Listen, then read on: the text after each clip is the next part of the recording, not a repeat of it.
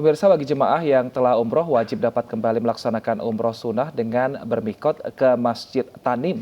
Pasca ibadah umroh sunnah tadi malam, langsung saja kita menyapa rekan kami Ahmad Sudraji langsung dari Mekah, Arab Saudi.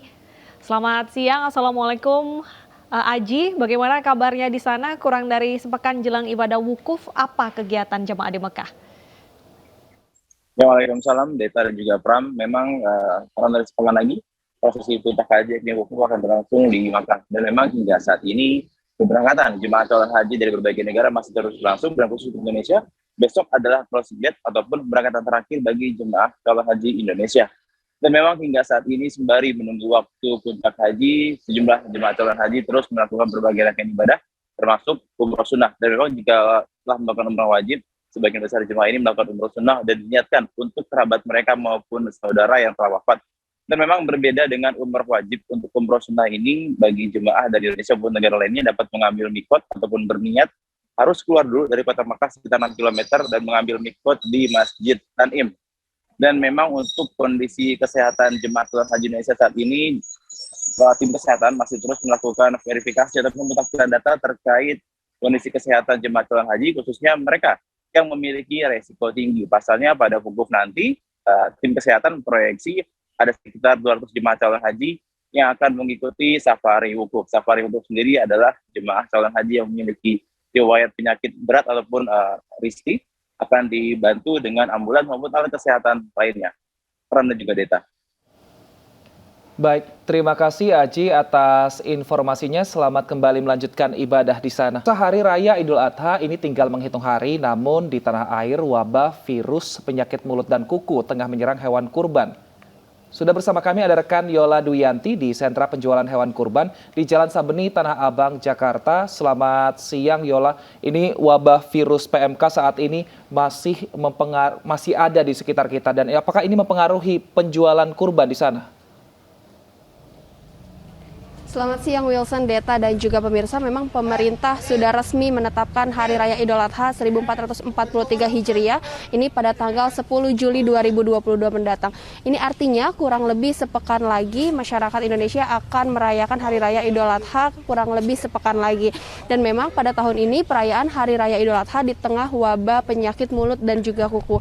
Namun para pedagang di Pasar Kambing Jakarta Pusat, Tanah Abang ini mengaku wabah PMK ini tidak mempengaruhi penjualan mereka, dan memang ini terlihat dari tanda-tanda biru yang sudah diberikan di sapi. Ini artinya sudah dibeli oleh para pembeli di Pasar Tanah Abang Jakarta Pusat ini.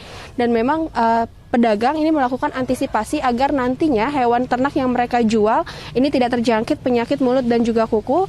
Ini seperti membersihkan kandang dan juga membersihkan pakan dan juga memberikan pakan yang baik untuk hewan ternak di sini, dan juga memberikan vitamin setiap harinya. Tidak hanya itu, Wilson, Deta dan juga pemirsa, tadi pagi sempat kami melihat ini datang sekitar 10 hingga 15 sapi dan juga kambing.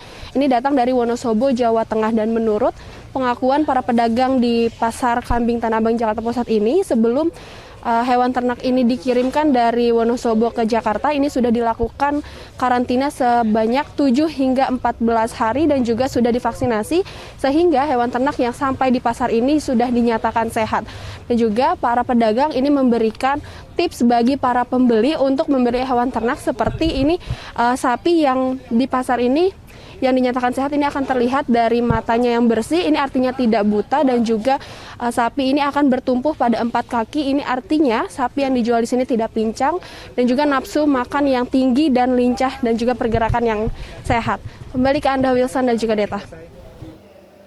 Baik, terima kasih atas informasinya. Selamat bertugas kembali. Kita ke informasi lainnya pemirsa, 29 anak komodo menetas dan tumbuh sehat di kebun binatang Surabaya. Kehadiran binatang endemik Indonesia ini pun disambut antusias para pengunjung.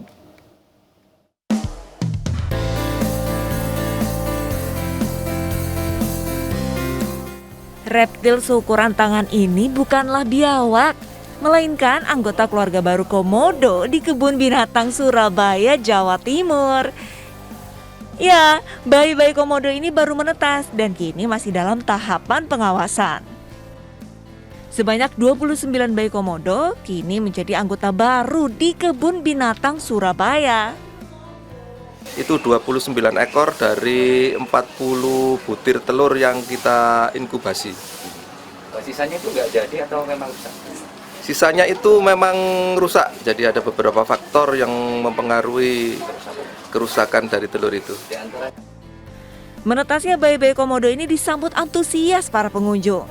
Pasalnya, komodo merupakan hewan purba dan langka keberadaannya, sehingga harus dilestarikan dan dirawat dengan sebaik-baiknya agar tidak punah. Bayi-bayi, perawatan bayi mungkin nanti di sini jadi tidak ada kepunahan, jadi ada generasi-generasi lagi komodo, karena kita tahu komodo kan sudah agak punah gitu. Jadi ini alhamdulillah kalau sudah ada di sini penanganannya jadi adalah hingga satwanya tidak sampai habis.